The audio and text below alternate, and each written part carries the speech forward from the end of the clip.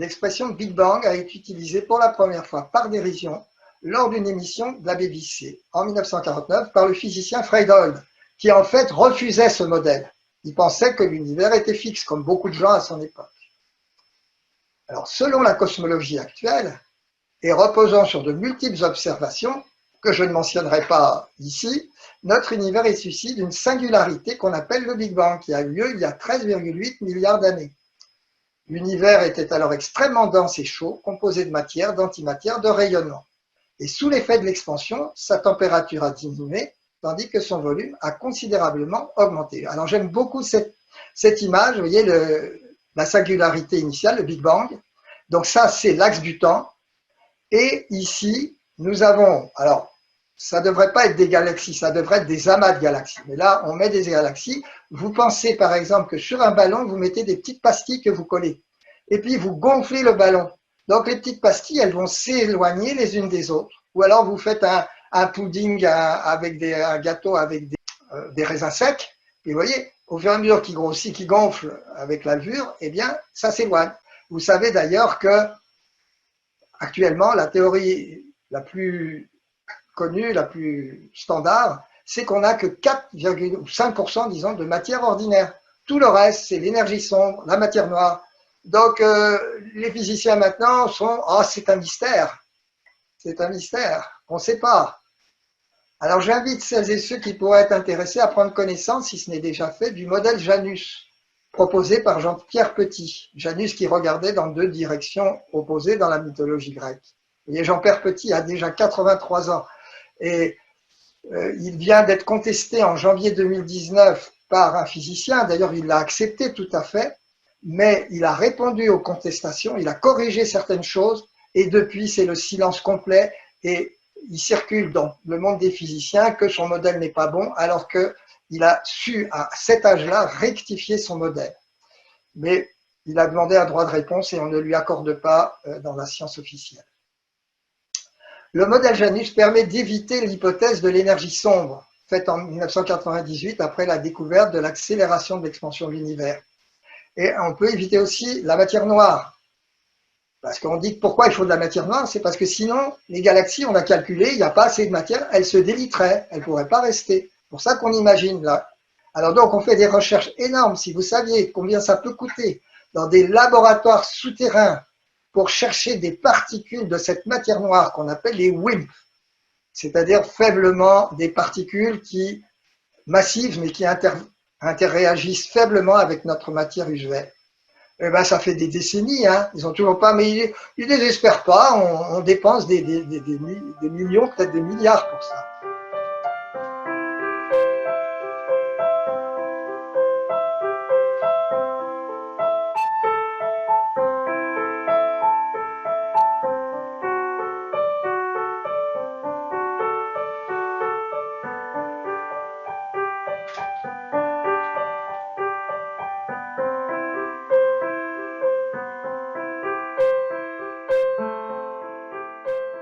Notre galaxie contient entre 200 et 400 milliards d'étoiles et s'étend sur 100 000 années-lumière. Une année-lumière, c'est déjà 9 500 milliards de kilomètres. Hein. Donc, vous voyez la Voie lactée ici. Et on nous montre comme ça le Soleil, enfin le système solaire. Vous êtes ici. Et à quoi ça sert ça? Eh bien, ça sert à montrer notre insignifiance, n'est-ce pas? Alors moi, je laisse parfois sur Facebook le commentaire suivant. Je comprends l'intention de ce type de comparaison pour rabaisser l'orgueil humain, ce qui peut avoir son utilité, mais je pose tout de même cette question. En quoi la taille des êtres a-t-elle un rapport avec leur degré de conscience? Cette idée d'insignifiance, je la comprends. Bien sûr que l'humilité vaut mieux que l'orgueil, ça c'est sûr. Mais voilà, ça peut faire réfléchir. Bon, là, je voulais montrer des exemples. Il faut savoir, parce que je crois que beaucoup ne savent pas, que rien que dans notre galaxie et à quelques milliers d'années-lumière, par exemple, le Soleil il pourrait y avoir 1 milliard de soleils dans V Canis Majoris. Et on a trouvé en 2012 un autre soleil, enfin une autre étoile, qui contiendrait 3 milliards de fois le Soleil. Vous imaginez le Soleil qui contient déjà 1 300 000 fois la Terre. Voilà. C'est pour ça qu'on est insignifiant. Alors maintenant, les exoplanètes, bon, là aussi, à mon époque de mon enfance, il y a pas ça, ça n'existe pas. Maintenant, on en est à plus de 4000 exoplanètes. Il y a 4 mois, là, vous voyez, on avait découvert déjà 4000 exoplanètes. Et tout ça, tout près de nous, à 400 années-lumière. Alors, vous allez voir l'univers. Hein, notre galaxie, elle fait partie d'un amas local sur 10 millions d'années-lumière qui contient 60 galaxies à peu près. La plus proche, c'est Andromède. Je ne sais pas si vous savez, mais ça, voilà, je vous annonce un scoop, là, c'est très dangereux. Hein. Andromède, dans 4 milliards d'années, elle va rencontrer notre galaxie. Enfin, ça ne fera peut-être pas grand-chose pour notre Terre, mais on ne sera pas loin de toute façon de la fin de notre Soleil. Alors, on dit que les galaxies s'éloignent, mais en fait, ce n'est pas vrai. Parce que sur 10 millions d'années-lumière dans un amas local, eh ben, elles restent ensemble, elles peuvent se cogner. Mais ce sont les amas locaux qui s'éloignent les uns des autres. Alors, je vais vous apprendre qu'on a déménagé. Jusqu'en 2014, notre amas local était regroupé avec une centaine d'autres dans un super amas, appelé super amas de la Vierge, qui s'étend lui sur 110 millions d'années-lumière. C'était en quelque sorte notre adresse jusque-là. Et bien en 2014, patatrac. On a découvert que ce super amas n'est qu'une portion d'un super amas qui s'appelle l'Aniakea. Alors, c'est un terme hawaïen parce que les Hawaïens étaient des navigateurs, donc on leur a fait l'honneur de le nommer l'Aniakea. Et c'est là où on habite, vous voyez. Donc, on a changé d'adresse. Un peu comme lorsqu'on est un regroupement de communes. C'est mon cas. Moi, ma petite résidence de 24 mètres carrés était au Château d'Olonne et maintenant, je suis au Sable d'Olonne. Ben, c'est pareil, nous on est dans l'Aniakea, vous le voyez là. Alors, nous on est ici. Quand je dis nous, c'est notre galaxie, hein, un tout petit point. Tous les petits points blancs ici, ce sont des galaxies et des amas de galaxies. Et on avance à 631 km par seconde. On ne s'en rend pas compte, hein. Il y a d'autres mouvements encore que je voulais étudier, mais enfin celui-ci, on va dans cette direction. Alors là, c'est un gros problème de savoir pourquoi on va dans cette direction. Et Jean-Pierre Petit a trouvé une réponse en 2017.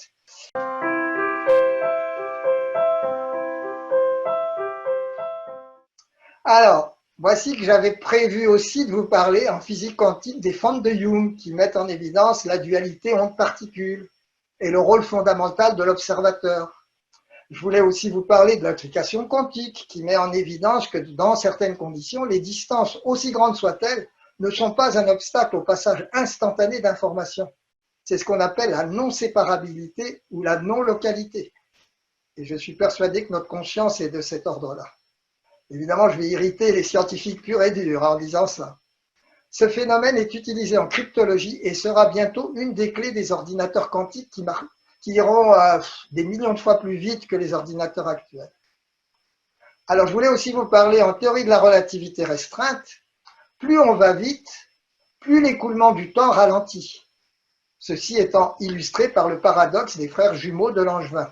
On met c'est horrible, hein, un petit bébé dans une fusée presque à la vitesse de la lumière, l'autre est sur Terre, et puis bon, bah, ça dépend de la vitesse, mais quand il revient, eh ben, ils n'ont pas du tout le même âge. Le petit peut avoir 8 ans et l'autre peut avoir 30 ans, 50 ans ou même être mort.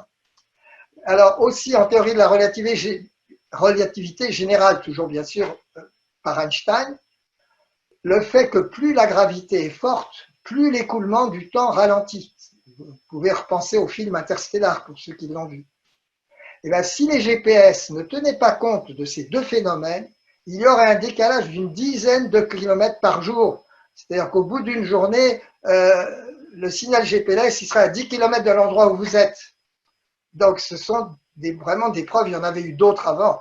Mais bon, Einstein ne pensait pas qu'un siècle plus tard, il y aurait autant de preuves de sa théorie qu'elle serait encore valable.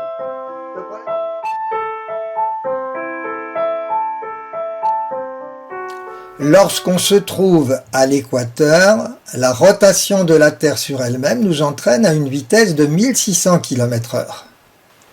Cette vitesse est seulement de 1100 km/h en France et moins de 3 km/h quand on se trouve pratiquement à l'un des deux pôles. Là, on tourne, mais sur soi-même.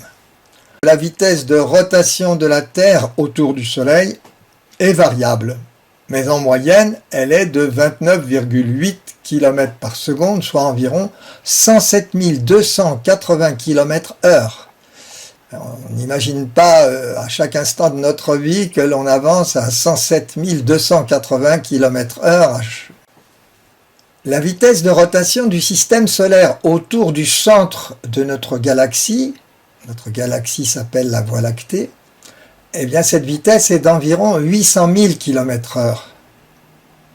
On estime que depuis sa formation, il y a environ 5 milliards d'années, le système solaire a fait une vingtaine de fois le tour de notre galaxie.